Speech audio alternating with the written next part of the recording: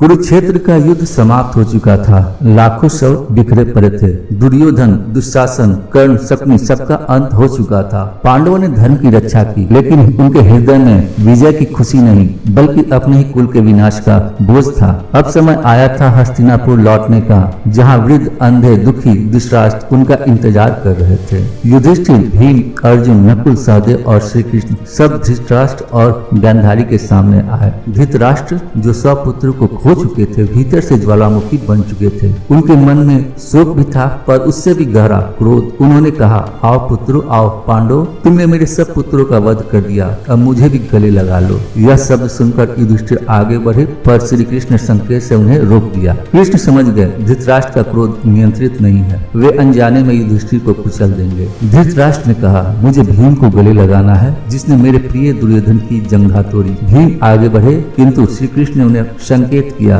उन्होंने भीम के स्थान पर एक लोहे का पुतला रख दिया। जैसे ही धृतराष्ट्र ने उस पुतले को गले लगाया, उन्होंने इतनी भयंकर शक्ति और गुस्से से उसे दबाया कि वह टूटकर चूर चूर हो गया। वह क्षण क्रोध का विस्फोट था। वर्षों की दबी हुई वेदना, असहायता और प्रतिशोध एक साथ फूट पड़ा। धृतराष्ट्र तुरंत टूट पड़े। हे माधव, मैंने क्या किया? मेरे क्रोध ने मुझे फिर अंधा बना दिया। इस बार आत्मा से भी श्री कृष्ण ने उन्हें शांत किया और कहा, राजन, यही क्रोध मनुष्य को नाश की ओर ले जाता है। आप देख चुके हैं कि आपके पुत्र इसी अग्नि में भस्म हो गए। अब समय है शांति का, क्षमा का। जब यह प्रसंग बीत गया, तब युधिष्ठिर अत्यंत उदास और अपराध बोध से भरे थे। उन्होंने कहा, मैंने धर्म के नाम पर अपने ही कुल का विनाश किया, मुझसे बड़ा पापी कौन? पर भीम को यह बात नागवार गुजरी। उन्होंने गुस्से से कहा, भैया, आप अब भी धर्म की दुहाई दे रहे हैं? अगर हमने युद्ध न किया होता तो अन्याय सदा राज करती। जो धर्म की रक्षा में खड़ा हो वो अपराधी नहीं कहलाता। श्री कृष्ण ने दोनों को शांत किया और कहा, युधिष्ठिर का दुख करुणा का प्रतीक है